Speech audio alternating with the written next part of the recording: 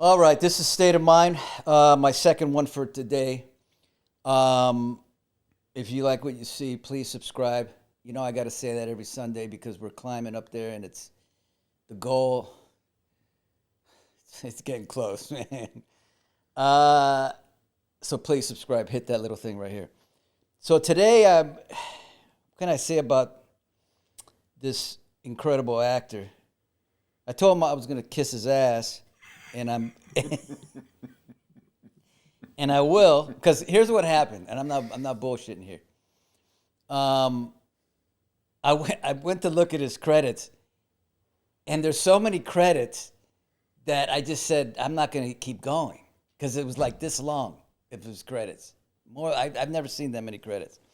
But I will say he did China Beach, Sons of Anarchy, and yesterday I had Frankie Loyal on from Mayans, which is he was great, and Walking Dead. But you guys probably know him, Cyrus Renault, Jeff Kober. What's up? Hey, man. Damn. Good to be here. Good to be here, man. I'm so glad you're here. Yeah, and you look great with that hair like that, man. Thanks. I'm dead serious because I looked at it over there. You look great. Where'd you grow up? Montana. Oh, Montana. Yeah. I grew up on a farm outside of Billings, about 20 miles outside of Billings, Yellowstone River Valley. Is Montana as beautiful as... It's so amazingly beautiful. And, during the pandemic, people were buying land up there, sight unseen. It just jacked the property prices way up. Oh, and yeah. then they moved up there and they had to go through a Montana winter, and that's a whole other kettle of fish, man. Just snowing and 30 cold? below. In Bozeman, I went to school there for a while, never graduated, but every winter it would be like at least 3 weeks of 30 below.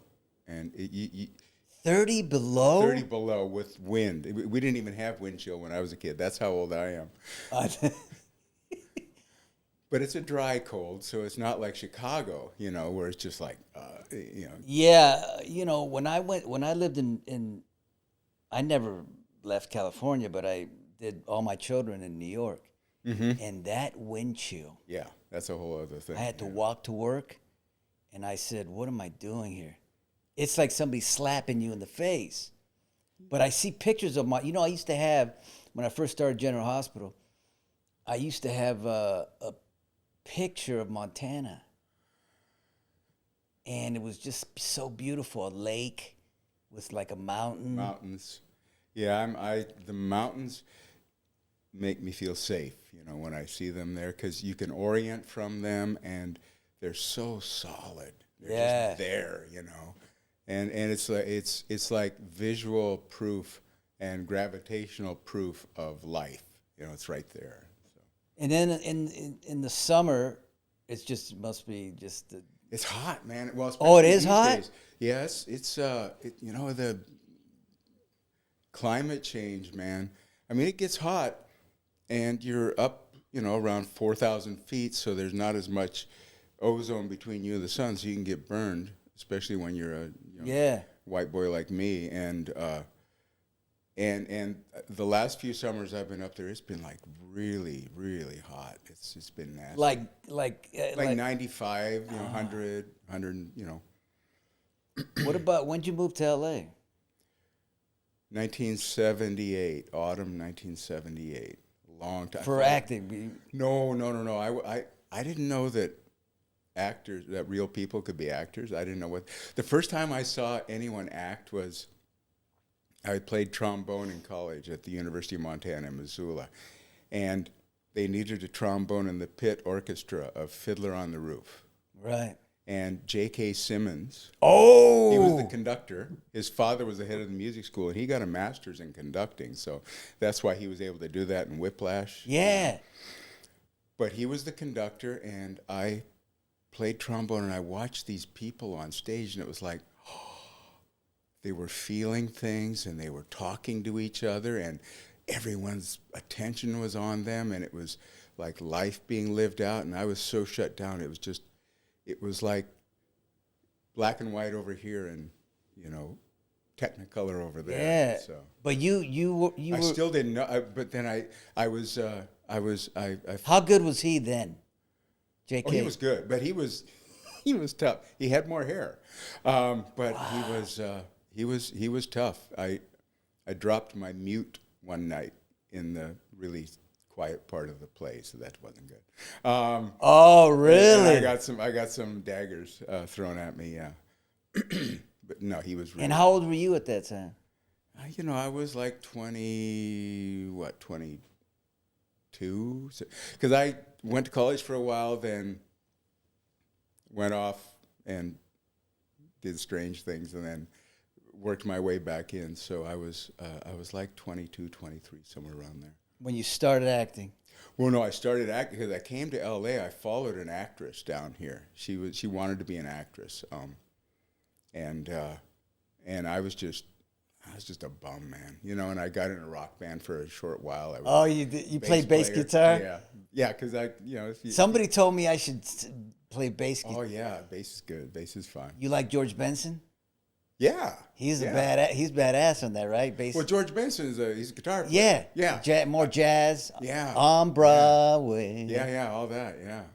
So how was it playing the bass guitar? Well, it was like, we had a very short but brilliant run where we opened for Tim Hardin. I can't remember his song. He had a big song. What was it, Jeff? I want to know. Okay, Tim Hardin. Tim Hardin. Look it up. We can look it up. Yeah. And he was so drunk, he kept dropping his guitar when he was playing. So we went and backed him up and played some songs behind him. So that was fun. And that was like in the early '80s in LA when there was, the China Club was happening. Yeah. What kind of music? Blackies and all. It's just rock and roll. We think it was called the Walking Wounded. That was our band. I'm still thinking about Tim Hardin. Yeah, what the hell, Tim Hardin? Yeah. Maybe somebody can look it up as we're talking. Yeah, he's a folk singer. So then when did... So you did was it successful? Were you successful in that band? No, because, like we were offered a contract, but, it was, in the music business, at least at that time, they would offer you a recording contract. And in the fine print, it said, and basically, you get 1% of the royalties and we get everything else, and so we never signed. And then the band broke up, as they are wont to do. Yeah, and then I was just kind of lost, and I got my first and only office job. I worked at the Getty Oil Company as a paralegal for 1 year. No. Yeah. And they were being sued by Skelly Oil and this uranium mining company in Australia. And so me and the lead singer were there, and there were a bunch of, we were all like contract hires, like temporary paralegals. And, and so we were getting high and doing our work. Wow. And I said, and it was like I was lost, and I remembered, and the relationship with the woman was long gone. And I remembered that going to school classes made sense because they gave you an assignment, you filled it up, right, and then you had a grade. So, that makes sense. So I just started talking. I said, I want to find a class. This woman said, I go to this acting class. I think you'd dig it. So I went to an acting class at the Victory Theater out here in Burbank. Maria Gobetti was the teacher. And I saw these people, and this was during the time where it was like, just pull your guts out and leave them on the stage. Yeah. And these people were doing it, and it was like everything that was inside of me suddenly made sense. It was useful somewhere. It wasn't like something you had to set aside in order to be in the world. Right. And so I was in, and I started going to class there, and that's when I started. But Jeff, you have kicked ass. I mean, I don't mean that like, you really have. I've been really fortunate to, just to keep working and finding a place where, someone wanted to interview me about Victor French. He was in Highway to Heaven with Michael Landon. Yeah. And he directed a bunch of them. And my first big guest star role was on that, on a 2-episode arc, and he did the most beautiful thing, which is I came in, I was just over prepared for the audition, just emotionally filled up, and I did the audition, and he said, okay, now try it again, and he gave me one little direction, and everything just... Do you remember what that direction was? It was something like... Don't overact? It was no, because I was too tight. Inside. I was too inside. Yeah. And he said it was something about just take a breath, just talk to her. Yes. Something like that. And I did, and I just I was crying, and it was like, and I got to do this role that was just it was memorable, for people who saw it, and it was definitely memorable for me. Did you work with Michael Landon? I did. I was How acting was with he, him. man? He was a Bonanza. He was. Here's the thing about Michael Landon. He had people that had been with him since Bonanza, all the way through Little House on the Prairie. Yeah. 20 years they've been crew members. They've been working with him. Yeah. He never fired anybody. There were some people he never asked back because they didn't fit in. Right. But it was like a family. Wow. It was like this big, beautiful family. And I had this birthmark on my face, and so I worked with these old makeup people. One of them, it was Whitey and Hank, and Whitey was Marilyn Monroe's makeup artist. Dang. And Hank, I can't remember his last name. He's a really big guy, not some guy you'd think was doing makeup, but he was doing my makeup. And we would get done with the day shooting, and I'd come in, and it was like a couple hours makeup putting on, and an hour taking it off, and they'd pour me a big old glass of scotch, and I would just sit there and drink. Really? Yeah. And this was before I stopped drinking, but it was like heaven, man, because I was using myself and being present in a way, when you find out where you fit, it's like, What's your technique?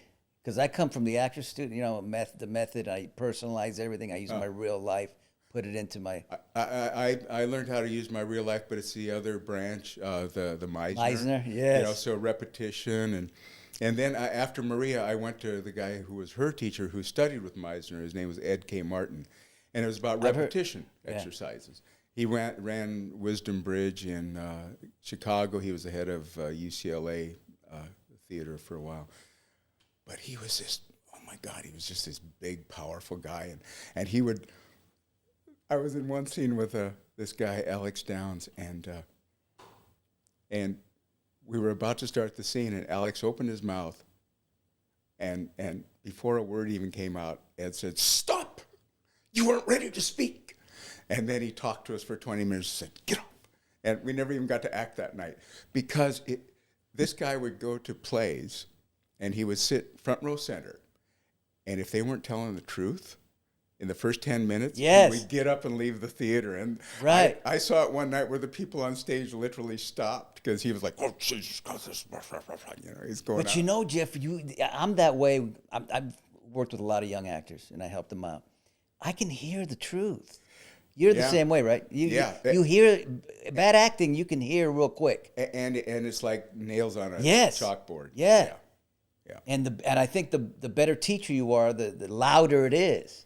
I worked with someone yesterday. I get together with some friends and just work out, and this woman had a monologue that she wanted to do, and it was so perfect for her.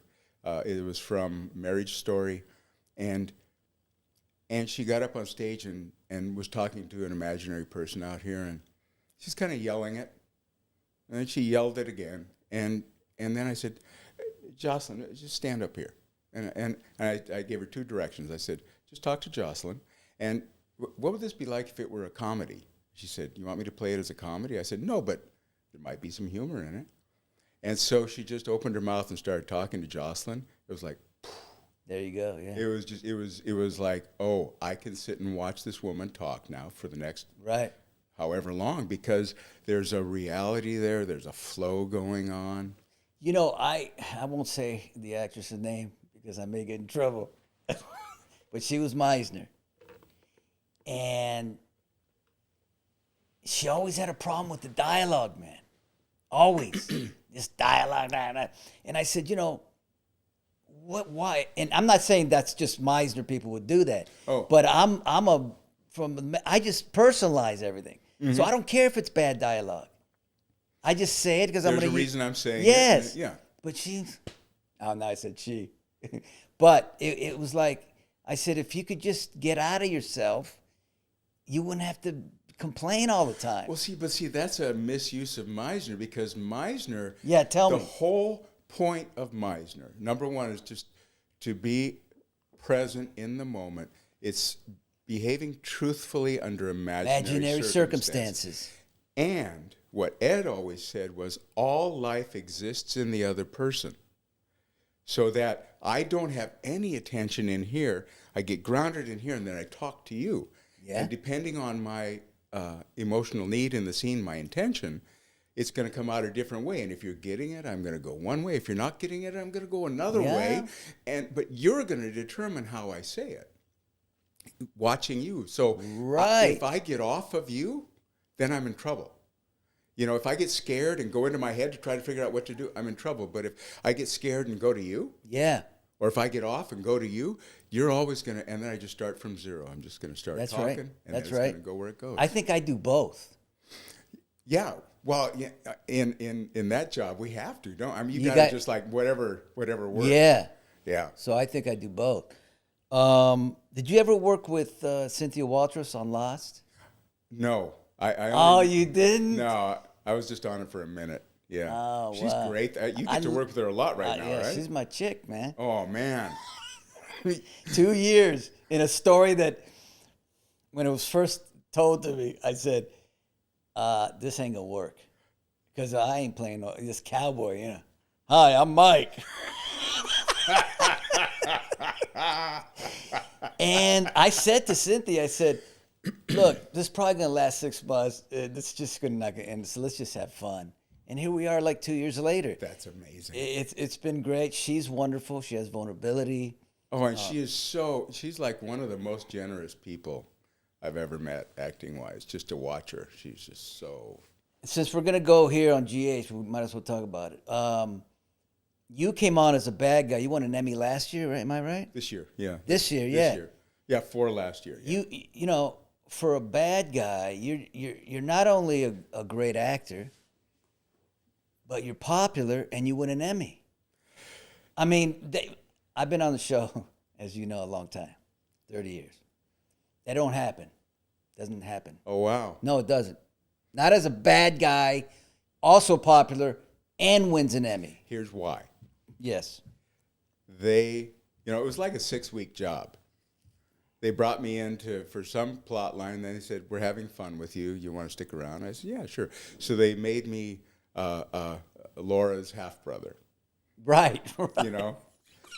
And they gave me mommy issues. So my mother hadn't talked to me since I was 18 years old because I accidentally ran over our father. Right. And Michael Knight's father. Right, I love Michael Knight. He's great. And so when I have something like that to work with, the richness of that, because acting is based on need. Because if I don't need you, then I'm not going to pay attention to you. I'm just going to do whatever I want. And but if I need something from you, and another thing that really helped out was my first scenes were with you. We had 5 scenes, and it was you came to visit me in prison. It was behind a glass thing, and you were just like, you weren't given an inch, man. And I was there, and we were. I just remember. Okay, we did the first scene, and then they said, okay, moving on. I went, oh yeah. Okay. And then we did the second scene, and they said, okay, next scene. I went, and then we did the third scene, and they said, okay, we got it. I said, this is fucking nuts. And I was mic'd, and the whole crew just cracked up. Oh, right. They were waiting for me to crack because it's one take, man. And I might have told you, most people come in here, and they're like, that's it? Next. Yeah, it's just nuts. But I made a promise to myself after that night. I said, either you just go for it or you quit. Because if you're going to half-ass, you can't half-ass this. You've got to like just throw it out there, and if you're going to crash big. Yeah. You've got to be willing to embarrass yourself. Yeah. And clearly you know this Yes. on there. Because so all that juicy material, and then working a lot with Jeannie Francis. Yes. And her coming alive like, oh, there's someone over there. Yeah. You know. And then the stuff at the end when they sent me away to prison, they gave me such a great arc to work with that it was all the right elements. Yes. To really bring it alive and to see that one of the things about being a bad guy is they're people. If we see them as something other, then we're ignoring that part of ourselves.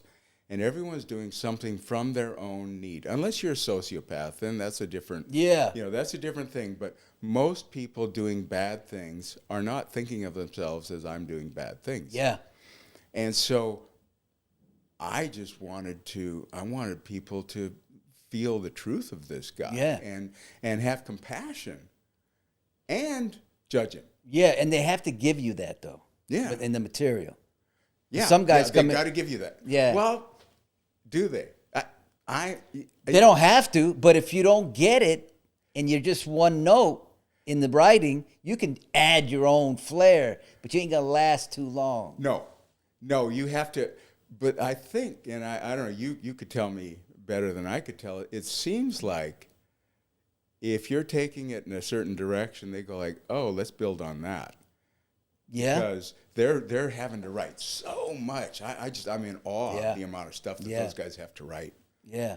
You know, I came into GH, well, it's a long story, I've said it 1,000 times, but I had a nervous breakdown the first 3 weeks.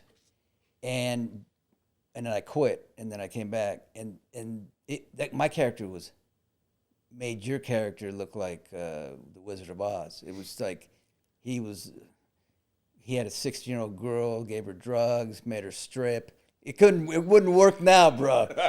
And I got her away from the lead guy, Antonio Sabato Jr. He was like this, goddess. They hated me. But I was only supposed to be on 6 months. But I liked it.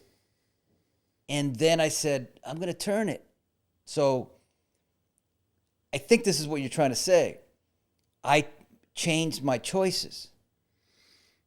So instead of giving her drugs, I gave her, maybe in my mind, lithium to help her. Yes. And then you start doing it that way.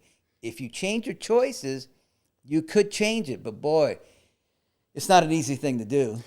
Yeah, but it's like, why are you doing what you're doing? Why are you changed the why. The motivation, why.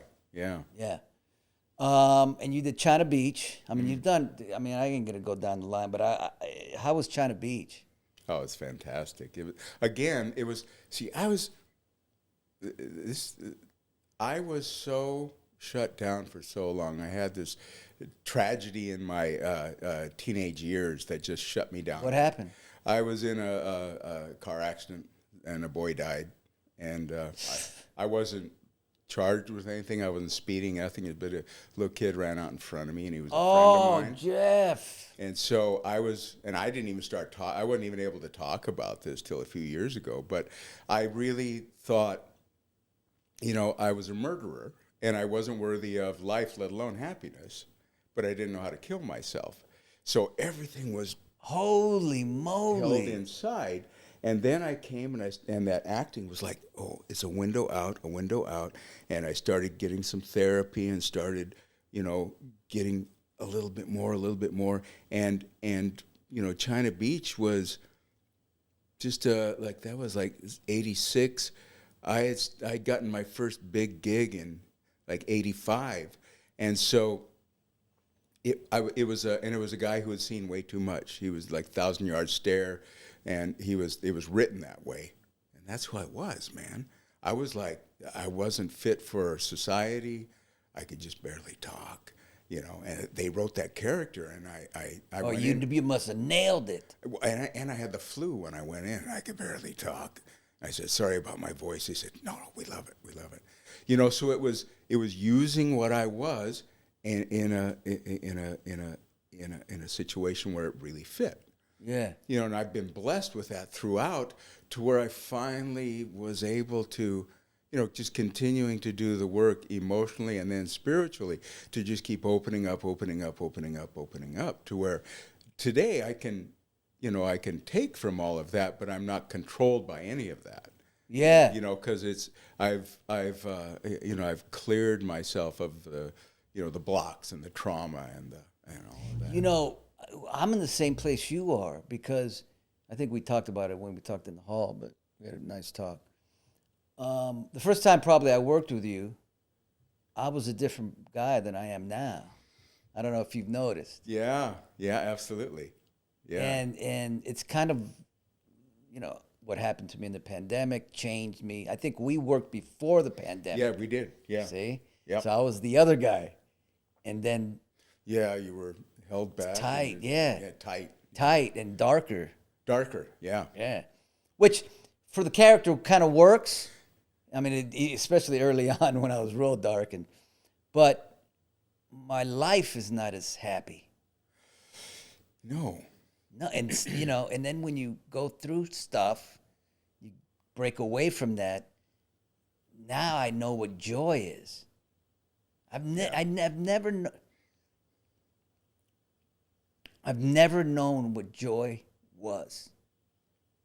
True joy inside. It's always been darker and stuff, right? Yeah. Oh man. And you know what joy is more than someone else who hasn't been through what you've been through, because joy, true joy, can only be experienced if you realize the gift of it, having been to the other side. I know. And this is, you know, the one of the things I study, the Veda, it's this ancient teachings, but talking about consciousness as being the truth of life, and it's unique. It's not a religion, but it's unique in its philosophy, which is that heaven is a body-dependent phenomenon. Heaven is not something that happens after you die. Heaven is here. You have to have a nervous system to experience the joy of living. Likewise, hell is a body-dependent phenomenon. You have to have a nervous system to experience hell. And I was in hell for years and just tortured by the voices and the, you know, the all the held in life and it's, you know, I don't think it's wrong to think that life is an opportunity to move from darkness to light. An opportunity to let go progressively of all the stuff that holds you back from having life. That's right. And then letting yourself be more and more and more alive. And so our gig is, and with the having to deal with ego and set it aside and set it aside and set it aside, and dealing with approval or lack of approval. Yeah.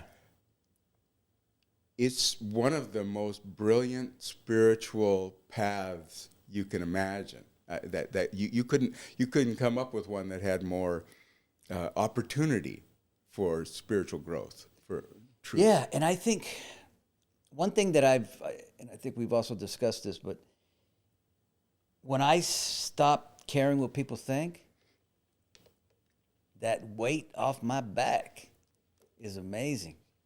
It's a great feeling, man. Yeah. It's a little dangerous. Because, you know, I may say things and, you know, but it has made me just be free. Yeah. Because I used to, the ego, the judgment, what do they think? What do you think?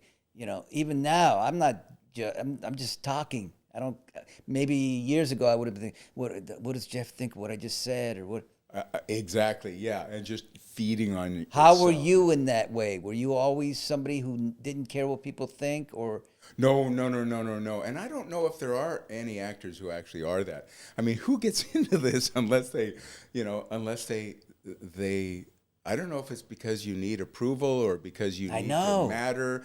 But there's another, here's what I discovered is that you might have gotten into this. I got into it because it felt so free. And then then as it went on, it was about, I need your approval. And then you have to work against that in order to do anything worthwhile. Because if I'm gauging what I'm doing by whether you dig it or not, I'm not in the moment. I know. So that's another constant setting aside until you get to the place where, for me, it's like making the need between us stronger than any idea I have of who's watching and what they're thinking. Right. And at least in those moments when the camera's rolling, it's like I don't care what anyone thinks. Yeah. After the fact, I might think about it. Yeah. So, when I think of you, Jeff, I don't know why it pops up in my head all the time. I just think of Zen, and I don't even know why, but it just does.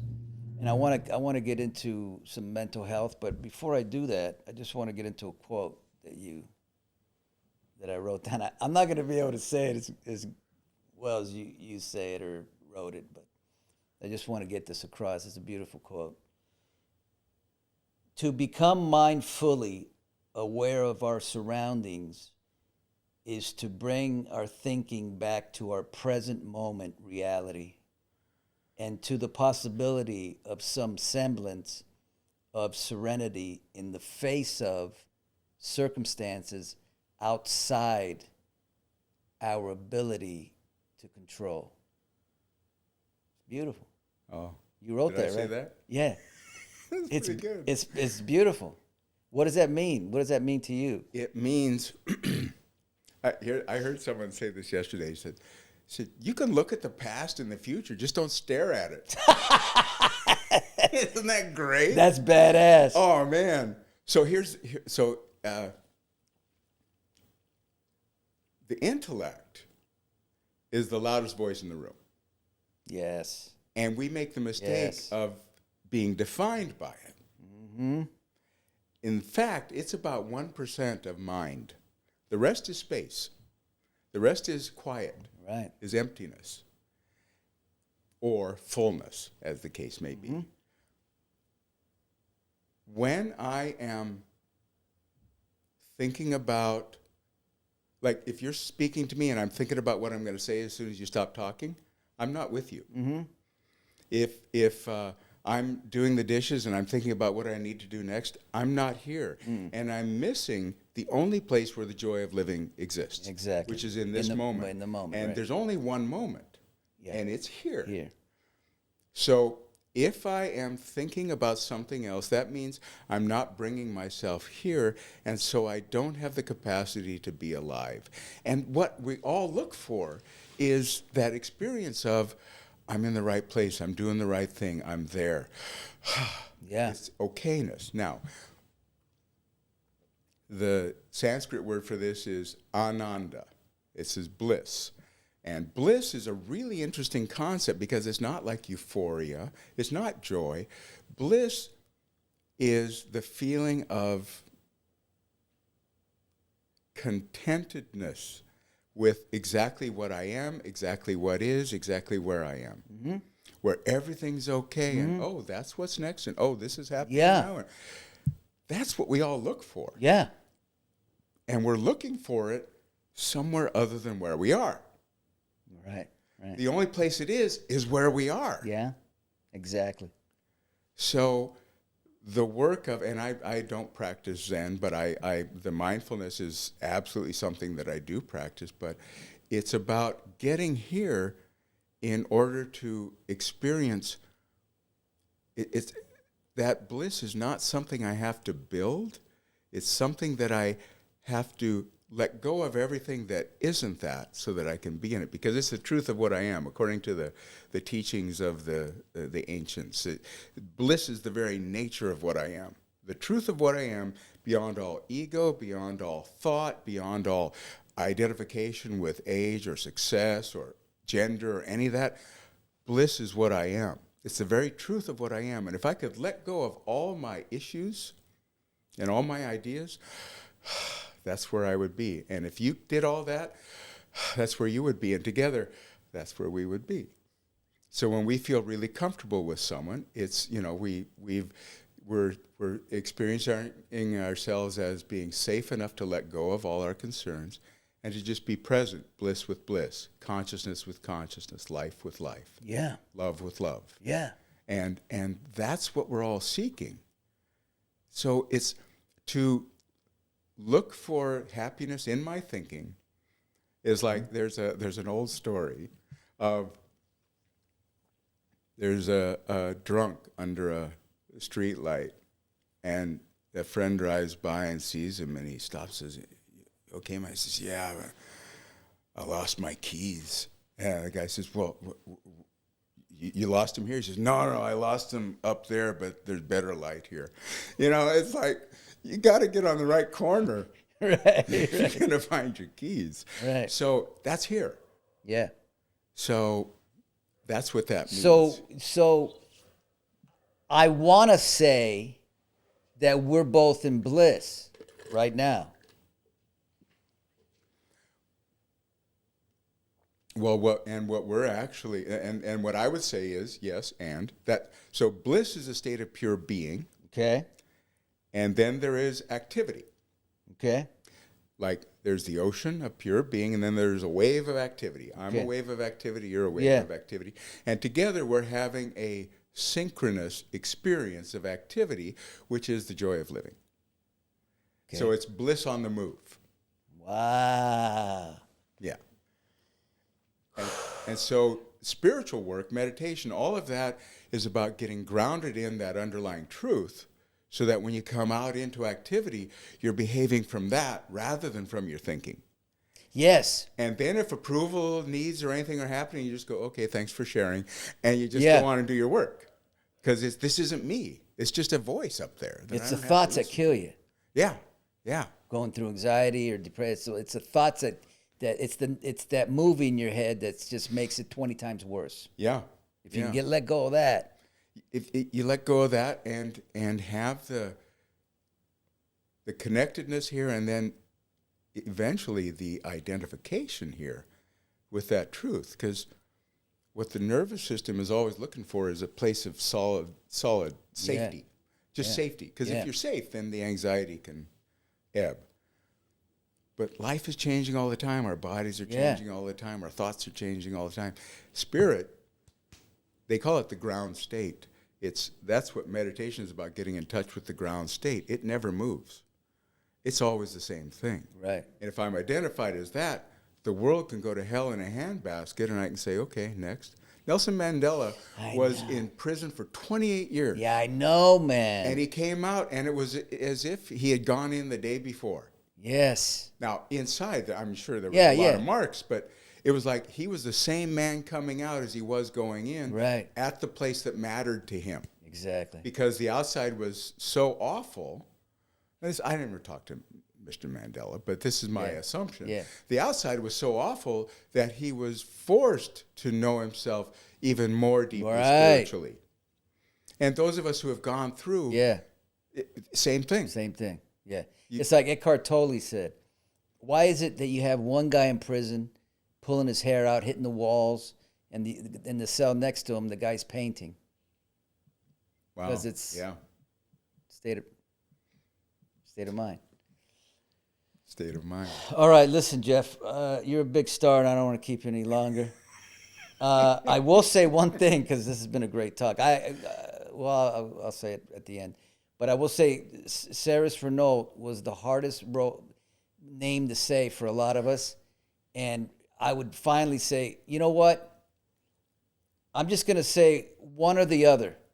Renault or Cyrus. I'm not saying both, because I keep going up, because I can't say the name. It's a lot of letters. Cyrus, is Renault. It's like, but anyway, listen.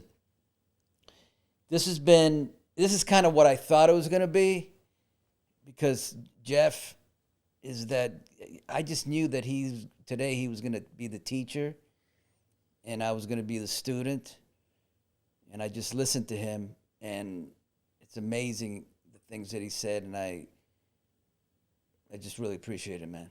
Oh, God bless you, man. What a pleasure, and thanks for letting me just ramble. Oh, it was great.